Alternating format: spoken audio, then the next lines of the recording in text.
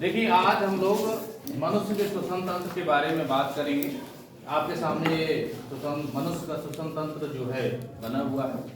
पहली बात ये है कि श्वसन तंत्र है क्या, पहली बात ये है। तो श्वसन तंत्र में नाक के बाद जो है ग्रसनी, ग्रसनी के बाद लैरिंक्स, श्वास नली, श्वसनिका और लंग्स यानी फेफड़े, ये सब मिल करके एक तंत्र का निर्माण करते हैं और उस तंत्र को हम कहते हैं श्वसन तंत्र। अर्थात श्वसन में भाग लेने वाले कई अंग जैसे नाक हो गया, ग्रसनी हो गई, श्वास नली हो गई, फेफड़े हो गए, ये सभी अंग मिल करके एक तंत्र का निर्माण करते हैं। उस तंत्र को हम कहते हैं श्वसन तंत्र। अर्थात श्वसन तंत्र में भाग लेने वाले सभी अंग जो हैं, जिस तंत्र का निर्माण करते हैं उस तंत्र को हम श्वसन तंत्र कहते हैं। अर्थात श्वसन क्रिया में भाग लेने वाले सभी अंग जैसे नाक हो गया, ग्रसनी हो गई, श्वास नली हो गई, फेफड़े हो गए, ये सारे के सारे मिल करके एक तंत्र का निर्माण करते हैं। उस तंत्र को हम श्वसन तंत्र या रेस्पिरेटरी सिस्टम के नाम से जानते हैं। अब श्वसन क्रिया की अगर हम बात करें, श्वसन क्रिया को हम दो भागों में बांटते हैं, दो भागों में बांटकर अध्ययन करते हैं। एक होता है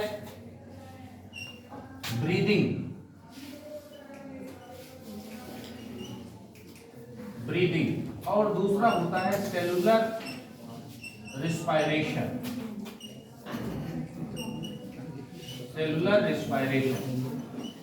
ब्रीदिंग समझ रहे हो, सांस लेना, हिंदी में इसको कहते हैं श्वासोच्छ्वास। अब इसमें होता क्या है कि ब्रीदिंग को दो भागों में बांटते हैं हम, इंस्पायरेशन, हिंदी बोलते हैं प्रश्वसन, प्रश्वास भी कह सकते हो, और दूसरा होता है एक्सपायरेशन।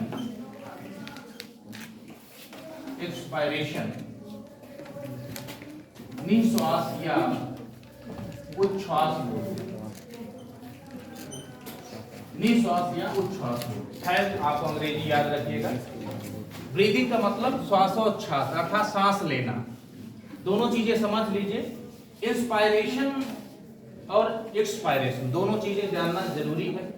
इंस्पायरेशन में जब हम लोग श्वसन क्रिया के दौरान सांस लेते हैं, सांस लेने के दौरान जब ऑक्सीजन हमारे फेफड़े तक पहुंचती है तो इस क्रिया को हम कहते हैं इंस्पायरेशन, प्रश्वसन कहते हैं या प्रश्वास कहते हैं। बात समझ में आ रही है। दूसरा ये है कि सांस लेने के बाद जब हम गैस बाहर निकालते हैं तो उस क्रिया को कहते हैं एक्सपायरेशन। इंस्पायरेशन में ऑक्सीजन अंदर जाती है और एक्सपायरेशन में कार्बन डाइऑक्साइड बाहर निकलती है। यानी कि हम लोग श्वास क्रिया में, श्वसन क्रिया में, यानी कि ब्रीदिंग में, सांस लेने में ऑक्सीजन अंदर ग्रहण करते हैं, कार्बन डाइऑक्साइड बाहर निकालते हैं। तो ऑक्सीजन का अंदर ग्रहण करना इंस्पायरेशन और ऑक्सीजन का बाहर निकालना एक्सपायरेशन कहलाता है। किसी को कोई प्रॉब्लम? और इंस्पायरेशन और एक्सपायरेशन दोनों को मिला करके कहते हैं श्वासोच्छ्वास या ब्रीदिंग या सांस लेना कहते हैं। जब हम सांस लेते हैं तो सांस लेने के दौरान जब इंस्पायरेशन की क्रिया होती है, ऑक्सीजन हमारे फेफड़े के अंदर जाती है, तो हमारा जो फेफड़ा है उसका आयतन बढ़ जाता है, वह फूलता है और उस दौरान पसलियां बाहर की तरफ होती हैं और डायाफ्राम जो होता है, जो नीचे दिखाया गया है, ये डायाफ्राम ये नीचे की तरफ दब जाता है और ये फेफड़े जो है इसका आयतन बढ़ जाता है। बात समझ में आ रही है। जबकि एक्सपायरेशन में इसका आयतन छोटा हो जाता है, इसका आयतन छोटा हो जाता है। इतनी बात समझ में आई। इस श्वसन को कहते हैं, इस श्वसन को कहते हैं वाह्य श्वसन। क्या बोलते हैं? वाह्य श्वसन। अब ऑक्सीजन अंदर जाती है, कार्बन डाइऑक्साइड बाहर निकलती है। ये किस तरह से होता है इस डायग्राम में जो दिखाया गया है, आप लोग समझ लीजिए। इस डायग्राम में हम लोग नाक से सांस लेते हैं, सांस लेने के दौरान नोज का जो नासाद्वार होता है, नोजल पोर या नोजल पैसेज कह सकते हैं, उसे हम सांस लेने के दौरान वायु अंदर ले जाते हैं। वायु अंदर ले जाने के बाद यहाँ पर इसका रास्ता जो होता है वह काफी टेढ़ा मेढ़ा होता है और दो भागों में बटा होता है, नेजल सेप्टम द्वारा बटा हुआ होता है। आप लोग सबके पास नाक है भाई, तो सब लोग दो भागों में बीच में नेजल सेप्टम होती है। नेजल सेप्टम के द्वारा दो अलग अलग छिद्र होते हैं, उन्हीं दो अलग अलग छिद्रों के माध्यम से यह आगे बढ़ती है। और आगे इसमें इसका जो रास्ता होता है वह बहुत टेढ़ा मेढ़ा होता है ताकि इसका आयतन बढ़ जाए। और जो भी मान लीजिए गर्मी का सीजन है और गर्मी के सीजन में वायु काफी गर्म है, वायु काफी गर्म होने की वजह से नाक में एक श्लेष पदार्थ हमेशा वहाँ बना रहता है, स्रावित होता रहता है उनकी कोशिकाओं से, जिससे वो वायु नम हो जाए। अर्थात गर्म है अगर वायु तो वह नम हो जाए। और नम होने के पश्चात फिर अगर ठंडी का सीजन है तो कोई बात नहीं, शरीर गर्म रहेगा तो उसको गर्म कर देगा। अगर गर्मी का सीजन है तो नाक का काम क्या काम है, ठंडा कर देना उसको। और एक चीज और है, यहाँ पर नासादार, इसको वेस्टिब्यूल के नाम से भी जानते हैं, जैसे एक खुलता है जिस जगह पे, तो वहां पर हेयर्स भी होते हैं, रोए भी होते हैं। ब्रह्मा की ऐसी व्यवस्था है। तो ऐसी व्यवस्था के अनुसार है क्या कि नाक के जो छिद्र होते हैं उस छिद्रों में हेयर होते हैं, बाल होते हैं। उन बालों का काम होता है जो धूल के कारण है, बैक्टीरिया है वगैरह वगैरह सब जाकर के उसी में चिपक जाए। बात समझ में आ रही? इसके बाद क्या होता है, जो भी आगे और जो भी पदार्थ होते हैं, कुछ क्या कहते हैं, बैक्टीरिया हो गए, फंजाई के स्पोर्स हो गए या अन्य धूल के कण हो गए, यही सब चिपक जाते हैं। चिपकने के पश्चात ये आगे जाता हुआ ये जो नासा द्वार होता है आगे चल करके यह फेरिंग्स में खुलता है। कहाँ खुलता है? ग्रसनी में जाकर के यहाँ से यह ऐसे कह सकते हो कि ये यहाँ से छिद्र है और यहाँ से जाकर के ये फेरिंग्स में खुलता है। ये ऊपर वाला पोर्शन नाइसोफेरिंग्स कहलाता है, आपको डाइजेस्टिव सिस्टम में बताया गया है। ये ओरोफेरिंग्स होता है और ये वाला पोर्शन जहाँ पर ये एपिग्लॉटिस यहाँ पर दिखाया गया है, इसको फेरिंजो फेरिंग्स के नाम से जाना जाता है। लैरिंगो फेरिंग्स के नाम से जाना जाता है। इसके बाद अब श्वसन क्रिया से यहाँ से आई हुई, बाहर से आई हुई गैस में खास करके ऑक्सीजन यहाँ आती है और आती हुई यहाँ पर स्वर यंत्र होता है जो कि हमारे यहाँ दिखाई देता है। इसी से आवाज निकलती है, इसी आवाज में पतली और भारी इसी से होती है। लैरिंग्स होता है, स्वर यंत्र कहते हैं इसको, और यहाँ पर ये रहता है। ठीक है, इसको कुछ इस ढंग से दिखाया जा सकता है, ऐसे। इसकी संरचना कुछ अलग ढंग से होती है, ऐसे समझ लीजिए, ऐसे होती है। ठीक है, खैर यहाँ पर आपको यह देखना है कि ऑक्सीजन कैसे शरीर के अंदर प्रवेश कर रही है। नाक से यहाँ पर आई और ये जाकर के श्वास नली में पहुंचती है, यहाँ से होती हुई श्वास नली में पहुंचती है। श्वास नली का जो अंदर का भाग होता है वो भी श्लेष पदार्थ से, अर्थात चिपचिपा पदार्थ, चिकना पदार्थ ऐसा होता है जिसकी वजह से कि नम बनी रहती है, लेकिन इतना ज्यादा पदार्थ नहीं रहता है कि उसमें जो है कफ वगैरह हो जाए, डिपोजिट हो जाए। तो होता क्या है, जब कभी श्लेष पदार्थ की मात्रा ज्यादा हो जाती है तो ज्यादा होने के पश्चात हम लोग क्या करते हैं, थोड़ा खांसते हैं और खांसने के दौरान यहाँ से जाकर के यहाँ पहुंचता है। यहाँ से या तो हम बाहर मुंह से निकाल देते हैं कफ वगैरह, या तो फिर गटक जाते हैं तो वो जाकर के यहाँ पर ग्रास नली में जाकर के अमाशय में चला जाता है और पच जाता है। ठीक, और या तो हम मुंह से उसको बाहर निकाल देते हैं। अब आगे क्या है, इसके बाद आगे ये श्वास नली की बात करें तो श्वास नली में कार्टिलेज की बनी हुई रिंग होती है। कार्टिलेज की बनी हुई ये रिंग दिखाई गई है। कार्टिलेज के बारे में आपको मैं पढ़ा चुका हूँ। ये उपास्थि का बना होता है, एक तरह से समझ सकते हैं। उपास्थि जैसे कार्टिलेज का बना हुआ होता है और उपास्थि समझ लीजिए, आपको पिछले क्लासों में पढ़ाया गया है। जब टिश्यू के बारे में पढ़ाया गया है तो वहां पर आपको अस्थि और उपास्थि के बारे में बताया गया है, तो उसके बारे में आप लोग, मैं उम्मीद करता हूं, जानते हैं। फिर इसके बाद आगे अगर देखें तो यह जाकर के श्वास नली दो भागों में बंट जाती है। दो भागों में बंट जाती है और दो भागों में बंटने के पश्चात प्रत्येक भाग वाली नली को हम श्वसनी कहते हैं। क्या कहते हैं? श्वसनी कहते हैं। और यह श्वसनी जो है जा करके आगे करके, हाँ एक चीज और यहाँ जानना जरूरी है, जो ये यहाँ पर लंग्स दिखाया गया है, 2 लंग्स है, ये दायां लंग्स है और ये बायां लंग्स है। आप ऐसे समझिए आपके दाएं हाथ वाला जो है की तरफ है वह बायां है, और जो दाएं हाथ की तरफ है वह बायां है, जो बाएं हाथ की तरफ है वह दायां है। ऐसे डायग्राम बना करता है। जैसे अब हम ऐसे खड़े हो जाएं, ऐसे है यहाँ बनाया गया है, तो हमारा ये दायां लंग्स कौन हुआ? इधर वाला, और इधर वाला क्या हुआ? बायां। जब आप देखेंगे तो क्या होगा?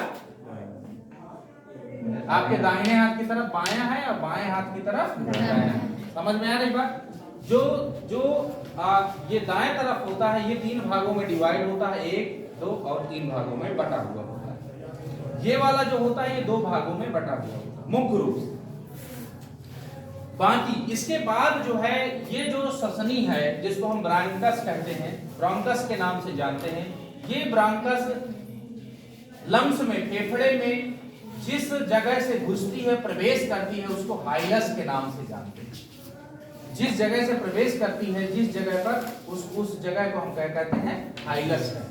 कोई प्रॉब्लम? इसके बाद आगे देखें तो यह श्वसनी जो है हर एक चैम्बर में, यहाँ पर जो 3 भागों में, यहाँ पर 2 भागों में बटा हुआ है। इन भागों में जो है ये श्वसनी कई भागों में बट जाती है, बटने के पश्चात हर एक चैम्बर में पहुंच जाती है। यहाँ पर ये बढ़ गई, यहाँ पर ये बढ़ गई, और यहाँ पर इस तरह से ये बढ़ गई। इनको भी श्वसनी ही बोलते हैं। जो ये बढ़ गई इनको भी श्वसनी बोलते हैं। ये लगभग 20 से 25 बार बढ़ती है, 20 से 25 बार बढ़ती हैं। यहाँ पर इतना बड़ा डायग्राम हम नहीं बना सकते हैं, इसको बांटा जा सकता है। फिर आगे चल करके यह श्वसनिकाओं में बढ़ जाती है, जो यहाँ पर दिखाया गया है। बात समझ में आ रही? श्वसनिकाओं में बढ़ जाती है। श्वसनिकाएं भी 20 से 25 बार ब्रांचिंग होती है, उनकी शाखान्वित होती है, शाखाओं में बढ़ती है। ठीक है, उतनी शाखाएं हम यहाँ नहीं दिखा सकते। इसके बाद ये शाखाएं, ये श्वसनिकाएं जो होती हैं, यानी कि इनको कहेंगे श्वसनी को प्राइमरी, सेकेंडरी, टर्सरी, क्वार्टरनरी, इस तरह डिवाइडेशन होता रहता है। इसी तरह से श्वसनिकाओं ब्रैंकियोल्स में भी कई डिवाइडेशन होता रहता है, प्राइमरी, सेकेंडरी, टर्सरी, क्वार्टरनरी, इस तरह से ब्रांचिंग होती चली जाती, शाखा बढ़ती चली जाती। बात समझ में आ रही है? इसके बाद आगे चल करके यह श्वसनिका जो होती है वह कूपिका डक्ट में विभाजित हो जाती है। कूपिका डक्ट में विभाजित हो जाती है और कूपिका डक्ट जा करके कूपिका में खुलती है, जिसको इंग्लिश में एल्वियोली के नाम से जानते हैं। और कूपिका में जो है कई चैम्बर होते हैं, जहां जैसे कि यहां दिखाया गया है। इस कूपिका में कई चैम्बर, एक चैम्बर ये, दूसरा चैम्बर ये, तीसरा चैम्बर ये, चौथा, ऐसे समझ सकते हैं कि ये इस तरह से होती है। ऐसे चैम्बर बटे होते हैं और एक जगह से जाकर के ऐसे, तो एक चैम्बर हो गया, 2 चैम्बर, इस पूरे को कहते हैं कूपिका। क्या कहते हैं? कूपिका कहते हैं। इस पूरे को क्या कहते हैं? कूपिका। और ये जिसके द्वारा ये यहाँ प्रवेश कर रहा है, इसको कहते हैं कूपिका डक्ट, नलिका, कूपिका नलिका। और प्रत्येक सैक को कहते हैं एयर सैक। क्या कहते हैं? एयर सैक के नाम से, वायु कोष्ठक के नाम से जाना जाता है। क्या जाना जाता है? वायु कोष्ठक के नाम से जाना जाता है। बात समझ में आ रही? या इसी को कहते हैं एयर सैक की जगह एलुवियाली सैक भी कहते हैं इसको। बात समझ में आ रही कि नहीं? तो कूपिका के अंदर क्या होते हैं? एयर सैक होते हैं। ये जो है एयर सैक। अब देखो, यहां से ऑक्सीजन आई, सांस लेने के पश्चात तो कहां पहुंची? एयर सैक में, यहां पर अर्थात कूपिका में पहुंच गई। इतनी बात समझ में? कूपिका की जो वाल होती है, इस वाल में रुधिर वाहिनियां, क्या होती हैं? रुधिर वाहिनियां। बात समझ रहे हैं? रुधिर वाहिनियां होती हैं। उन रुधिर वाहिनियों में हमारे संपूर्ण शरीर से जितनी भी हमारी वेन्स होती हैं, शिराएं होती हैं, संपूर्ण शिराओं के माध्यम से ब्लड संपूर्ण शरीर से एकत्रित किया हुआ ब्लड हृदय में आता है, और हृदय में आने के पश्चात हृदय उसको फेफड़े में इन रुधिर वाहिनियों के माध्यम से भेजता है। कहां पहुंची? इनकी जो दीवार है उन रुधिर वाहिनियों में वह हृदय से भेजा हुआ ब्लड पहुंच गया। नई बात समझ में आ रही? एक बार फिर समझ लीजिए कि हमारे संपूर्ण शरीर में रुधिर है। अशुद्ध रुधिर का काम होता है, इकट्ठा करने का काम किसका होता है? शिरा का होता है, वेन्स का होता है। वेन्स जो है कहां से ब्लड एकत्रित करती? जितनी भी कोशिकाएं होती हैं संपूर्ण कोशिकाओं से एकत्रित करके और शिराओं के माध्यम से अशुद्ध रक्त जिसमें कार्बन डाइऑक्साइड है, अशुद्ध रक्त से तात्पर्य है उसमें कार्बन डाइऑक्साइड उपस्थित है। बात समझ में आ रही? कार्बन डाइऑक्साइड युक्त अशुद्ध रक्त, या कह सकते हो अशुद्ध रक्त या कार्बन डाइऑक्साइड युक्त रक्त संपूर्ण शरीर से शिराओं के माध्यम से हृदय में पहुंचता है और हृदय उसको फेफड़े की जो एक एयर सैक या कूपिकाओं की जो दीवार होती है उनकी रुधिर वाहिनियों में भेज देता है।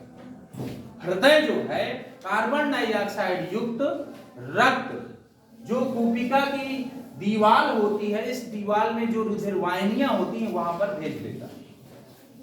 और दोनों लंग्स में 30 करोड़ कूपिकाएं होती हैं। कितनी होती हैं? 30 करोड़। ये मैं केवल एक बनाया हुआ। कितनी होती हैं? 30 करोड़। दोनों एक में 15 करोड़ लगभग कूपिकाएं होती हैं। बात समझ में आ रही है? और इन सब की दीवारों में क्या होती हैं? रुधिर वाहिनियां होती हैं। रुधिर वाहिनियों में कार्बन डाइऑक्साइड युक्त रक्त हृदय से आता है, हार्ट भेजता है, पंप करता है। पंप करके कहां पहुंचाया? इनके पास पहुंचाया। यहां ऐसे समझ सकते हो कि हृदय से कार्बन डाइऑक्साइड युक्त जो रुधिर है वह कूपिकाओं की दीवारों तक पहुंचा। कूपिकाओं की दीवारों में क्या होता है? रुधिर वाहिनियां, उन्हीं के माध्यम से तो आएगा। ऐसा थोड़ी नहीं खुला एरिया चला आएगा। रुधिर वाहिनियों की पहले मोटी मोटी रहती फिर पतली होती चली जाती है, रुधिर वाहिकाएं बोलते हैं। रुधिर वाहिनियां भी कह सकते हो।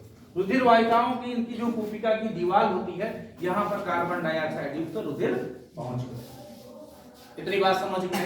किसी कोई प्रॉब्लम? कहां से रुधिर आया? हार्ट से। हार्ट से इस कूपिकाओं तक आया। संपूर्ण शरीर में एकत्रित करने का काम कौन करता है? शिराएं करती हैं, वेन्स करती हैं। इसके बारे में आपको परिसंचरण तंत्र के बारे में पढ़ाया जाएगा, अभी अगली क्लास में आपको बताएंगे। मैं एक बार कह भी चुका हूं, पहले उसे पढ़ाना चाहिए, लेकिन सिलेबस के अकॉर्डिंग जो पहले है उसी को पहले उसे पढ़ाना चाहिए। खैर कोई बात नहीं। यहां पर आपको सिर्फ यह समझना है कि संपूर्ण शरीर से कार्बन डाइऑक्साइड युक्त रुधिर अर्थात अशुद्ध रक्त हृदय में आया, हृदय से यह फेफड़े में पहुंचाया गया, फेफड़े की कूपिकाओं की दीवारों में रुधिर वाहिनियों में पहुंच गया। और यहाँ पर क्या क्या एकत्रित है? Oxygen.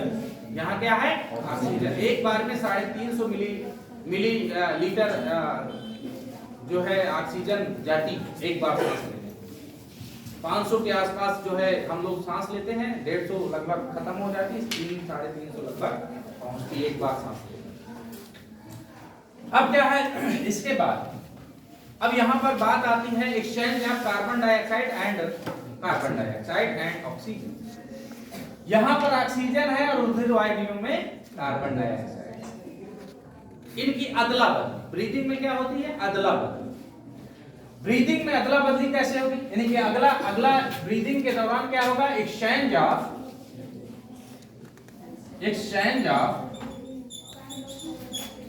Oxygen and CO2, carbon dioxide की अदला बदली कैसे? यहां पर है इन रुधिर वाहिनियों में, यहां CO2 है और यहां पर O2। ध्यान से समझिए, ये रुधिर में है और ये यहां रुधिर नहीं है। अब क्या करते हैं? ऑक्सीजन जो है, यहां ऑक्सीजन जब ज्यादा मात्रा में उपस्थित होगी तो जो दाब होगा वो ब्लड की जो रुधिर वाहिनियां उनकी तुलना में इधर दाब ऑक्सीजन का ज्यादा होगा, क्योंकि रुधिर वाहिनियों में ऑक्सीजन तो है नहीं। तो दाब जब ज्यादा होगा तो विसरण द्वारा ये ऑक्सीजन इन रुधिर वाहिनियों में विसरण द्वारा चला जाता है, क्योंकि इधर दाब ज्यादा है उधर दाब कम है। बात समझ में आ रही है? इसी तरह से कार्बन डाइऑक्साइड रुधिर वाहिनियों में उपस्थित है, इसलिए उधर कार्बन डाइऑक्साइड का दाब ज्यादा है और यहाँ पर कार्बन डाइऑक्साइड तो है नहीं, तो क्या करेंगे, कार्बन डाइऑक्साइड विसरण द्वारा इसमें आ जाएगा। एक बार फिर समझ लीजिए, यहाँ पर ऑक्सीजन उपस्थित है, यहाँ पर कार्बन डाइऑक्साइड उपस्थित है। कार्बन डाइऑक्साइड कहाँ उपस्थित है, रुधिर वाहिनियों, कूपिका की जो रुधिर वाहिनियां हैं उसमें उपस्थित। इस कूपिका में ऑक्सीजन की सांद्रता ज्यादा है, ऑक्सीजन ज्यादा मात्रा में है, इसलिए यहाँ पर ऑक्सीजन का दाब ज्यादा होगा। अतः जब दाब ज्यादा होगा अपेक्षाकृत किसके, रुधिर वाहिनियों के, रुधिर वाहिनियों के में उपस्थित ऑक्सीजन की तुलना में इस चैम्बर में उपस्थित ऑक्सीजन की सांद्रता ज्यादा होने से इधर का दाब ज्यादा होगा, ज्यादा होगा। जब ज्यादा होगा तो इधर से ऑक्सीजन किधर चली जाएगी, इधर चली जाएगी, रुधिर वाहिनियों में चली गई। अब उधर कार्बन डाइऑक्साइड ज्यादा है, तो जब कार्बन डाइऑक्साइड ज्यादा है तो उधर की सांद्रता ज्यादा हुई तो कार्बन डाइऑक्साइड का दाब ज्यादा हो जाएगा। जब ज्यादा हो जाएगा तो कार्बन डाइऑक्साइड उधर से कहां चली जाएगी, इस चैम्बर में आ जाएगी। बात समझ में आ गई। तो exchange of oxygen and carbon dioxide हो गए, एक्सचेंज हो गए, अर्थात अशुद्ध रक्त से शुद्ध रक्त में चेंजिंग हो गई। अब क्या करेगी, रुधिर वाहिनियां वापस ब्लड को ले जाकर के हार्ट में पहुंचा देगी। पहुंचाने के बाद हार्ट क्या करेगा, पंप करेगा, पंप करेगा धमनियों की सहायता से संपूर्ण शरीर में ऑक्सीजन युक्त रक्त पहुंच जाएगा। जब ऑक्सीजन रक्त में मिल जाता है तो रक्त में मिलने के पश्चात जो जब मिल जाता है, मिलने के पश्चात जो बनता है उसको ऑक्सी हीमोग्लोबिन कहते हैं। क्या कहते हैं, ऑक्सी हीमोग्लोबिन। ऑक्सीजन जब ब्लड में मिलती है तो वह हीमोग्लोबिन के साथ जुड़ जाती है और बनता है ऑक्सी हीमोग्लोबिन। क्या बनता है, ऑक्सी हीमोग्लोबिन। बात समझ में आ रही, कोई प्रॉब्लम किसी को? ऑक्सी हीमोग्लोबिन की सहायता से वह हार्ट में पहुंच जाता है और हार्ट उसको पंप करके धमनियों की सहायता से संपूर्ण कोशिकाओं में पहुंचाता है। और निकली हुई कार्बन डाइऑक्साइड जो होती है वह हम जब एक्सपायरेशन करते हैं तो बाहर, यह यहां पर ऑक्सीजन बनी रहती है, लगभग 2300-2400 मिलीलीटर यहाँ पर भरी रहती है, यहाँ पर गैस भरी रहती है। ऐसा नहीं कि हम सांस नहीं ले रहे हैं तो वहां नहीं है, वहां पहले से भरी रहती है। अगर 1 मिनट हम सांस रोक दे तब भी ऑक्सीजन भरी रहेगी। समझ रहे हो ना इस बात? ये ऐसा नहीं कि यहाँ पर हमने सांस लिया, पहुंची, फिर खत्म हो गई, ऐसा नहीं, यहाँ भरी रहती है जी। अब जब ऑक्सीजन यहाँ से वहां चली गई तो कहां बची, कम बची ना, कुछ बची कार्बन डाइऑक्साइड बाहर निकल गई। क्योंकि चैम्बर में डिवाइडेशन रहता है इसलिए ऐसा सिस्टम रहता है कि ऑक्सीजन और कार्बन डाइऑक्साइड आपस में मिश्रण नहीं हो पाता, उस हिसाब से नहीं हो पाता। और होगा भी अगर मिश्रण तो बाहर निकल जाएगा कार्बन डाइऑक्साइड, और जो ऑक्सीजन होगी केवल ऑक्सीजन तो एब्जॉर्ब करेगी, वो मिश्रण उसी का होगा। कार्बन डाइऑक्साइड का तो मिश्रण होगा नहीं, भले उसमें कार्बन डाइऑक्साइड का मिश्रण हो गया हो, इसका मतलब ये नहीं है कि उसमें वो कार्बन डाइऑक्साइड मिश्रण करके और रुधिर वाहिनियों में पहुंच जाएगा, ऐसा नहीं हो, क्योंकि सांद्रता के अकॉर्डिंग ही होती है। सांद्रता इसमें ऑक्सीजन की ज्यादा है तो इसलिए रह जाएगा, और फिर हम सांस लेंगे तो वो बाहर निकल जाएगी कार्बन डाइऑक्साइड। इतनी बात समझ में आई। इसके बाद जब ऑक्सी हीमोग्लोबिन युक्त ब्लड संपूर्ण कोशिकाओं में पहुंचता है तो फिर सेलुलर रेस्पिरेशन होता है, जिसको हम कहते हैं ऑक्सीशोषण। क्या कहते हैं उसको हम, ऑक्सीशोषण, जिसके बारे में मैं आपको बता चुका हूं। बात समझ में आ रही? अब देखिए हार्ट की संरचना की बात करें तो हार्ट जो होता है यह थोरैसिक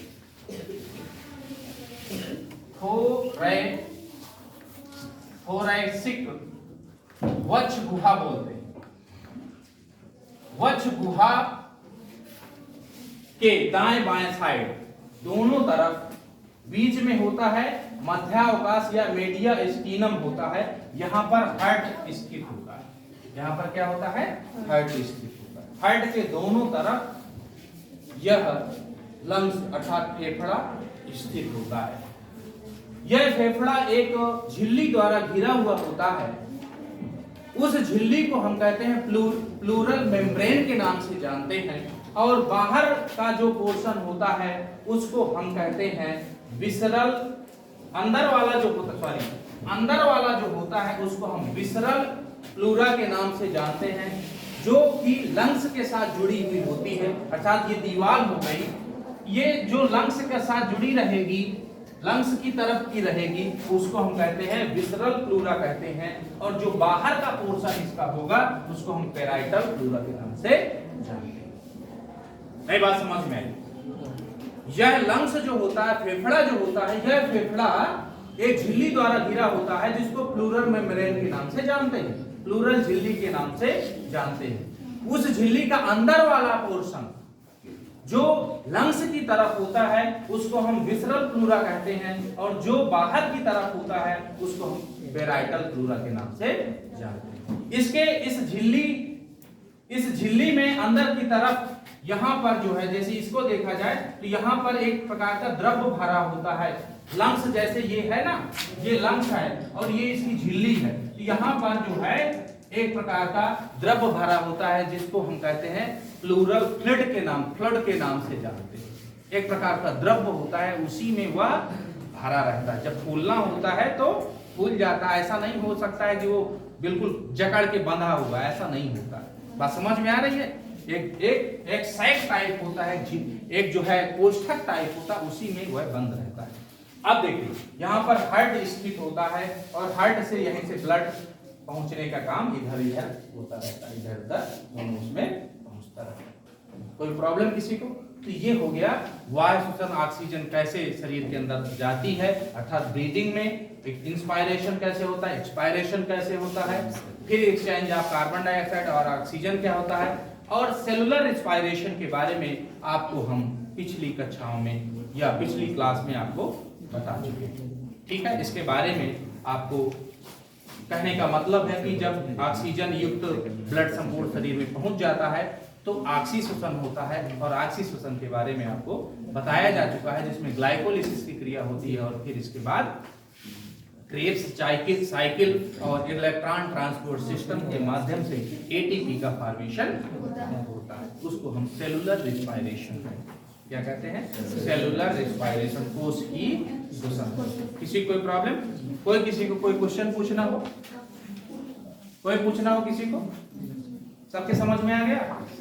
ठीक है।